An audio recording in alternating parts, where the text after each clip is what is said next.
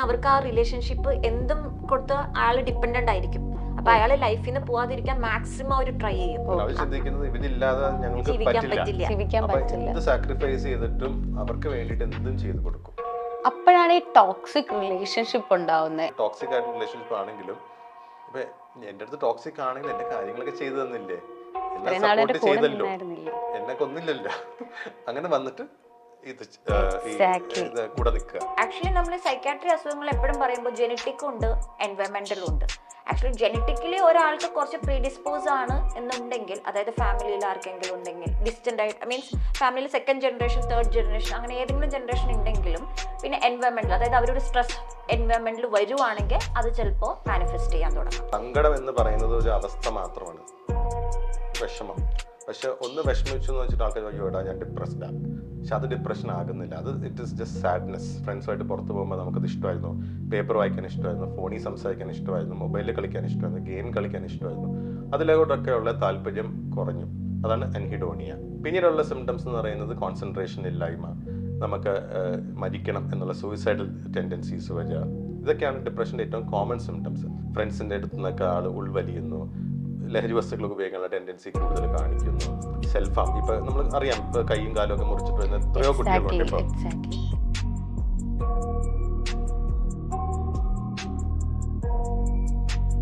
Now let's talk about depression. Depression എന്ന് പറയുന്നത് എനിക്ക് തോന്നുന്നു ഇപ്പോഴത്തെ യങ്സ്റ്റേഴ്സിൽ കൂടുതലായി കണ്ടുവരുന്ന ഒരു കാര്യമാണ്. എനിക്കിപ്പോഴും മനസ്സിലാവാത്തൊരു കാര്യം, നമ്മൾക്ക് സോഷ്യൽ മീഡിയാസ് ഉണ്ട്, നമുക്ക് സംസാരിക്കാൻ ആളുകളുണ്ട്, ബട്ട് പണ്ടത്തെ ആൾക്കാരെക്കാൾ കൂടുതൽ ഇപ്പം ഡിപ്രഷൻ ഫേസ് ചെയ്യുന്നത് യങ്സ്റ്റേഴ്സ് ആണ്. അങ്ങനെ നിങ്ങൾക്ക് രണ്ടുപേർക്ക് തോന്നിയിട്ടുണ്ടോ? യങ്സ്റ്റേഴ്സിനാണ് ഇപ്പം ഡിപ്രഷൻ കൂടുതൽ അവർ ഫേസ് ചെയ്യുന്നുണ്ട്. എന്തുകൊണ്ടായിരിക്കും അവർ ഇത്രയും ഡിപ്രഷൻ ഫേസ് ചെയ്യുന്നത്? ഇത്രയും വലിയ ഓപ്ഷൻസ് ഉണ്ടായിട്ടും ഫേസ് ചെയ്യുന്നതിൻ്റെ റീസൺസ് എന്തൊക്കെയായിരിക്കും? യങ്സ്റ്റേഴ്സ് എന്ന് അങ്ങനെയില്ല, നമുക്ക് നോക്കുമ്പോൾ എല്ലാ ഏജിലും ഉണ്ട്. പക്ഷെ നമുക്ക് നമ്മുടെ അടുത്ത് വരുന്നത് ചിലപ്പോൾ കുറച്ചും കൂടി യങ്സ്റ്റേഴ്സ് ആയിരിക്കാം. കാരണം ഏജ് ആയ ആൾക്കാർക്ക് ഒരു സൈക്കാട്രിസ്റ്റിനെ ആദ്യമായിട്ട് കാണാനോ, ഒരു മിഡിൽ ഏജ് ആദ്യമായിട്ട് സൈക്കാട്രിസ്റ്റിൻ്റെ അടുത്ത് പോകണമെന്ന് വീട്ടുകാർ അവെയർ ആവാനോ അതൊക്കെ സമയമെടുക്കും.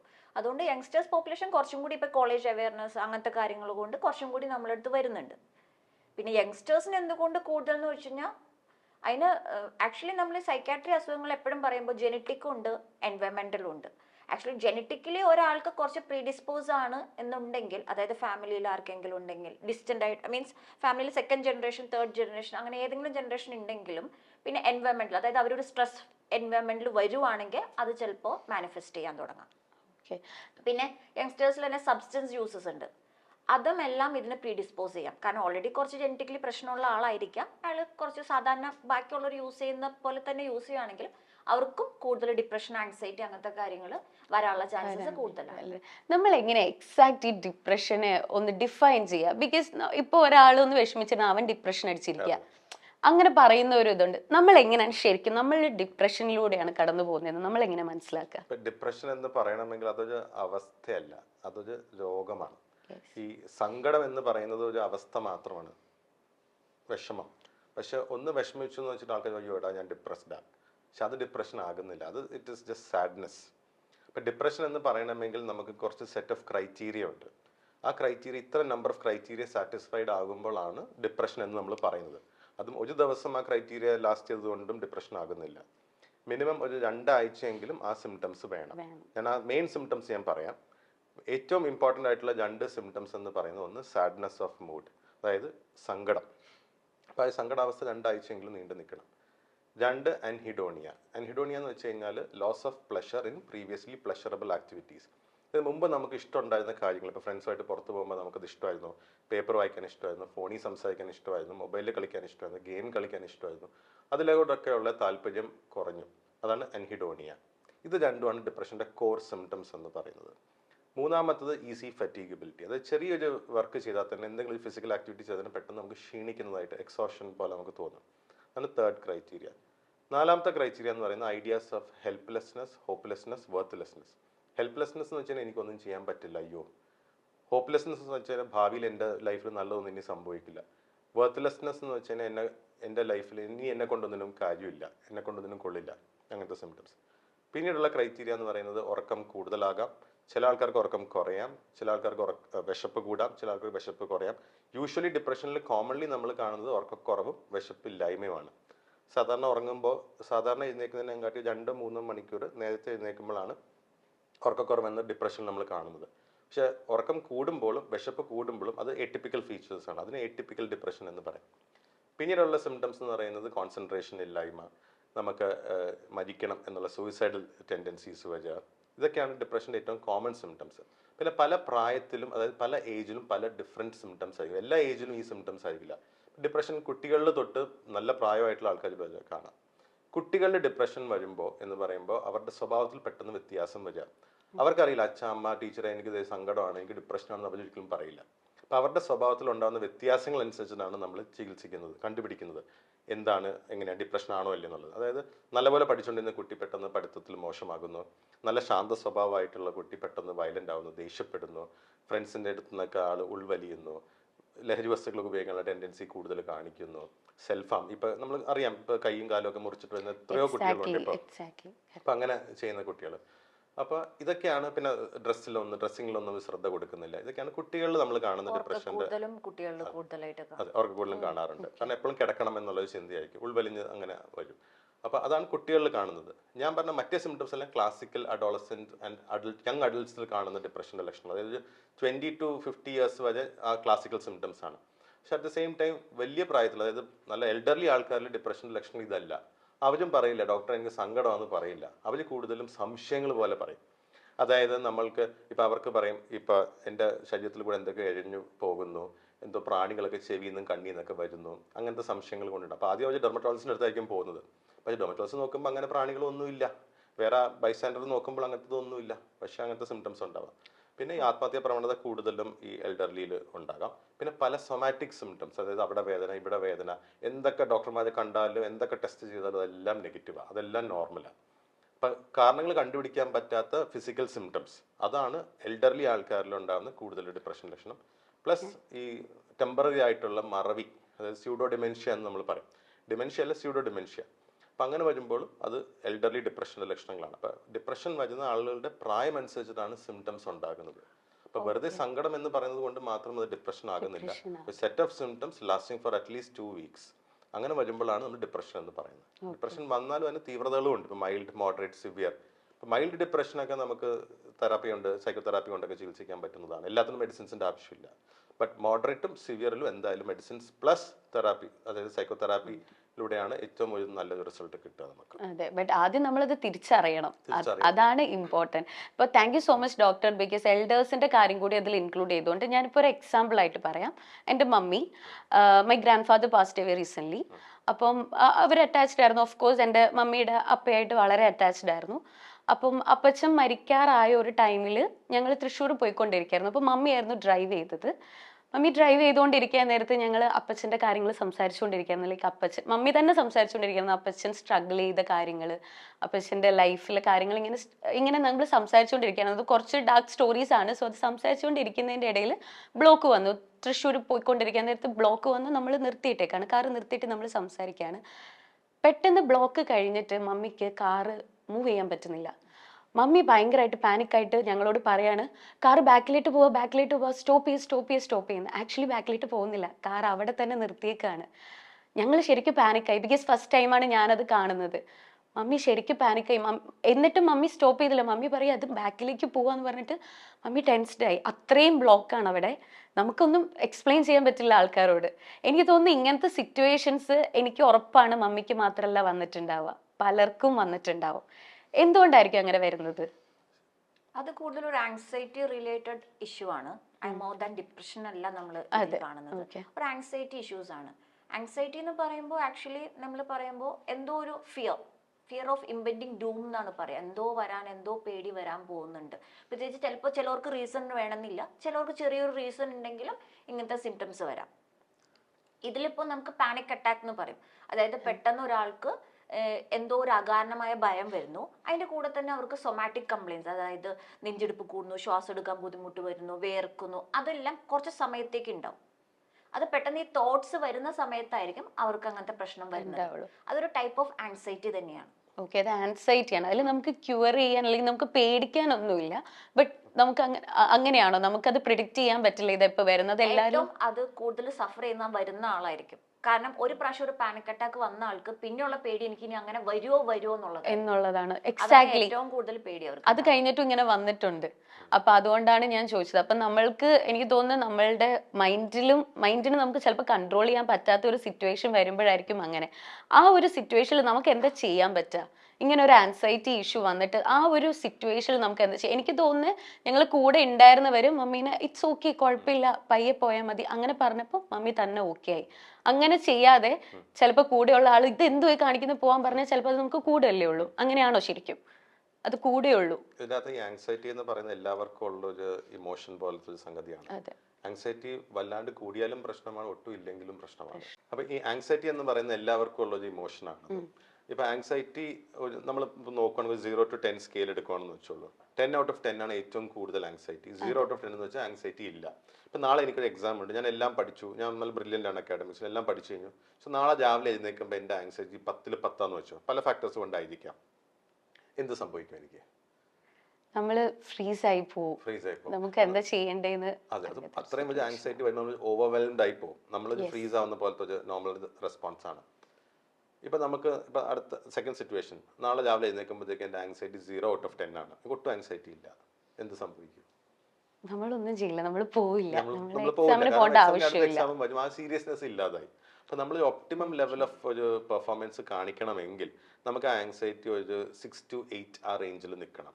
അങ്ങനെയാണ് നമുക്ക് അതിൻ്റെതായിട്ടുള്ള സീരിയസ്നെസ് ഉണ്ടാവും. അതിൻ്റെ ആ ഒരു ശ്രദ്ധയോട് കൂടി എല്ലാ കാര്യങ്ങളും നമുക്ക് ചെയ്യാൻ പറ്റും, പെർഫോമൻസ് ബെറ്റർ.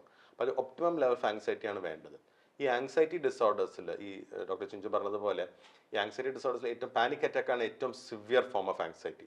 അത് ഭയങ്കരമായിട്ട് ആങ്സൈറ്റി സ്പൈക്ക് ചെയ്ത് നമ്മൾ ഒരു മരിച്ചു പോവോ അല്ലെങ്കിൽ നമുക്ക് ഭ്രാന്തായി പോവോ, നമ്മൾ ഫുള്ളി ഫ്രീസ്ഡ് ആയിട്ട് ഇരിക്കുന്ന ഒരു അവസ്ഥ പോലെയാണ്.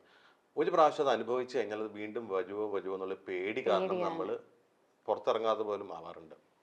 ഇപ്പം ചില പേഷ്യൻസ് പറയും, എവിടെയെങ്കിലും ട്രാവൽ ചെയ്യുന്ന പേഷ്യൻസ് ആണ്, ബിസിനസ്സൊക്കെ ആണെങ്കിൽ ഹോസ്പിറ്റലിൽ നോക്കിയിട്ടാണ് റൂം ബുക്ക് ചെയ്യുന്നത്. അതായത് തൊട്ടടുത്ത് ആശുപത്രി ഉണ്ടെങ്കിൽ അതിൻ്റെ അടുത്തുള്ള ഹോസ്പിറ്റലിൽ ആൾ എടുക്കുകയുള്ളൂ. കാരണം ഇങ്ങനത്തെ നെഞ്ചിടിപ്പൊക്കെ കൂടുമ്പോൾ അവർക്ക് പേടി അറ്റാക്ക് ആവോ, മരിച്ചു പോവോ, അപ്പോൾ എന്തെങ്കിലും സംഭവിച്ചാൽ മെഡിക്കൽ ഹെൽപ്പ് എത്രയും അടുത്തുണ്ടെങ്കിൽ അത്രയും ധൈര്യം.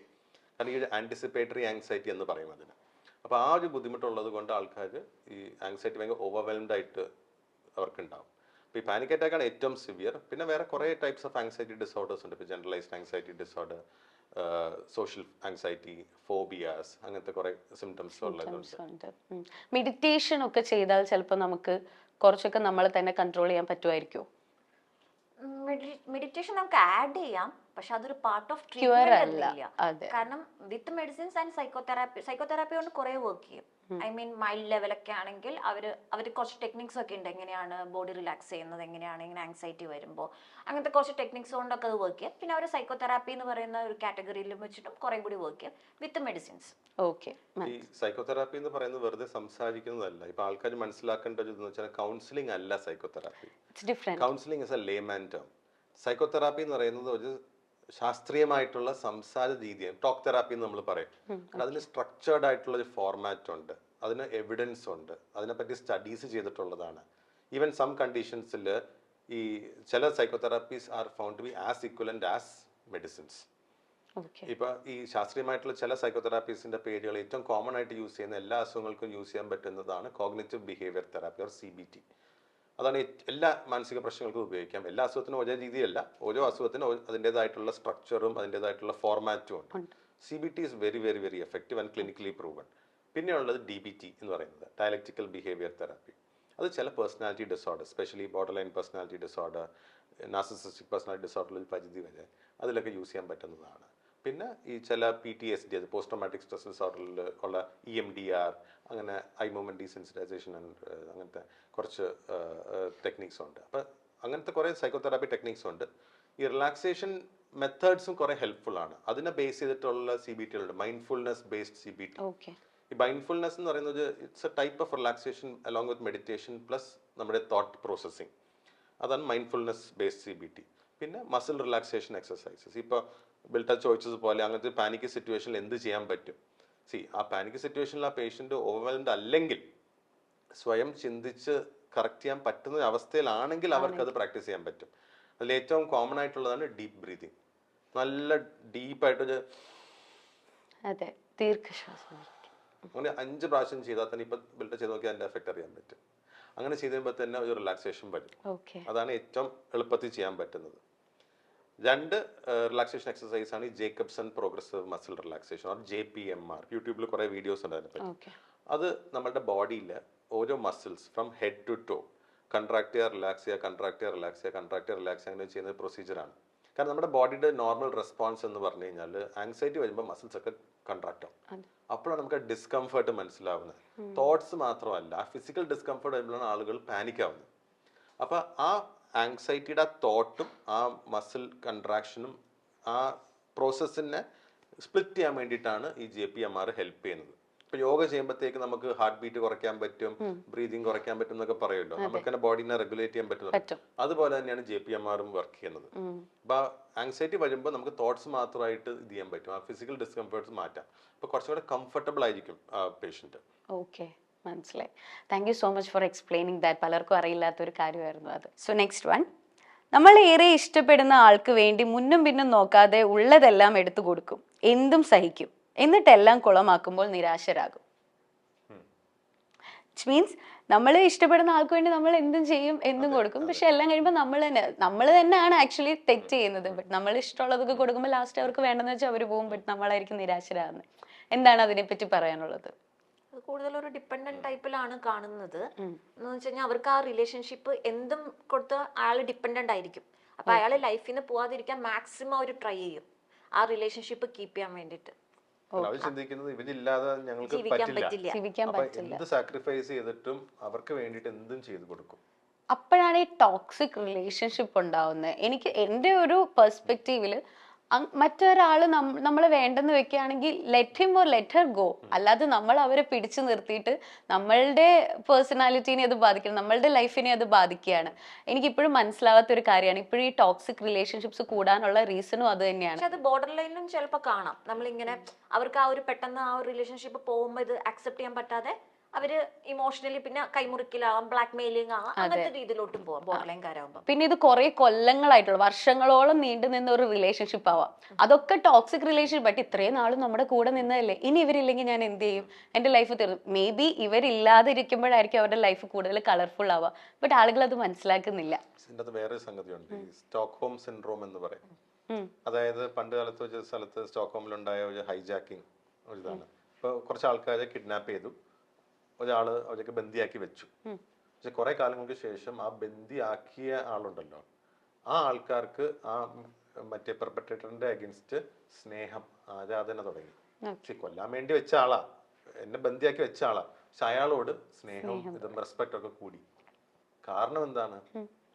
എന്നെ കൊന്നില്ലല്ലോ, അതായത് എന്നെ കൊല്ലാതെ വിട്ടല്ലോ, അതുകൊണ്ട് ആ ആളോട് ആരാധന. അതിനാണ് സ്റ്റോക്ക്ഹോം സിൻഡ്രോം എന്ന് പറയുന്നത്.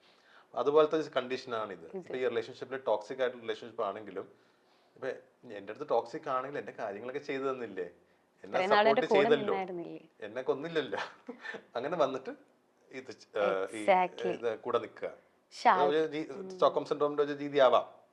പക്ഷെ ആൾക്കാർ മനസ്സിലാക്കണം, നമ്മളുടെ mental peace is very important. നമ്മളുടെ അല്ലാതെ ആളുകൾ ഇത്രയും നാളും കൂടെ ഉണ്ടായിരുന്നു എന്ന് പറഞ്ഞിട്ട് കാര്യമില്ല. നമ്മളത് ബാധിക്കുന്നുണ്ടെങ്കിൽ അത് വിട്ട് കളയണം. ഇപ്പൊ ആളുകൾ തിരിച്ചറിയുന്നത് കൊണ്ടാണ് ഇപ്പൊ ഇത്രയും റിലേഷൻഷിപ്പ് ഫെയിലിയേഴ്സ് വരുന്നത്. അപ്പൊ അത് ഇതുപോലെ നമ്മൾ നേരത്തെ പറഞ്ഞ പോലെ അവരെന്നെ തേച്ചിട്ട് പോയി എന്നുള്ള രീതിയാവും. നമ്മൾക്ക് അഡ്ജസ്റ്റ് ചെയ്യാൻ പറ്റാത്തതുകൊണ്ടാണ് നമ്മൾ ആ ബന്ധം വേണ്ടെന്ന് വെക്കുന്നത്. അപ്പൊ പറയും അവർ തേച്ചിട്ട് പോയി. ഇത്രയും നാളും അവർക്കത് മനസ്സിലായില്ല, ഇപ്പോഴാണ് അവർ പറയുന്നത്. ദാറ്റ്സ് ബിക്കോസ് അവൾക്ക് വേറെ ആളെ കിട്ടിയിട്ടുണ്ടാവും. ആക്ച്വലി എനിക്ക് മനസ്സിലായ ഒരു കാര്യം, ആൾക്കാർ തിരിച്ചറിയുന്നുണ്ട് ഇവരുടെ കൂടെ നിന്നിട്ട് നമുക്ക് ഹാപ്പിനെസ് ഇല്ലാത്തത് കൊണ്ടാണ് അവർ വേണ്ടെന്ന് വെക്കുന്നത്. പക്ഷെ ആളുകൾ പറയും എന്നെ തേച്ചിട്ട് പോയതാ. പണ്ട് കാലത്ത് അത് വലിയ സംഭവമായിരുന്നു, തേപ്പാണെന്നൊക്കെ പറഞ്ഞിട്ട്. അതെ, അത് ഒരു നല്ലൊരു നമ്മുടെ സൊസൈറ്റിയിൽ ഉണ്ടായ നല്ലൊരു കാര്യമാണ്. ബിക്കോസ് അവരുടെ സ്വന്തം മെന്റൽ ഹെൽത്തിനെ ബാധിക്കുന്നത് കൊണ്ട് അവർ സ്വന്തമായിട്ട് അതൊരു തീരുമാനം എടുക്കുന്നുണ്ട് കുറെ. അതൊരു നല്ല കാര്യമാണ്.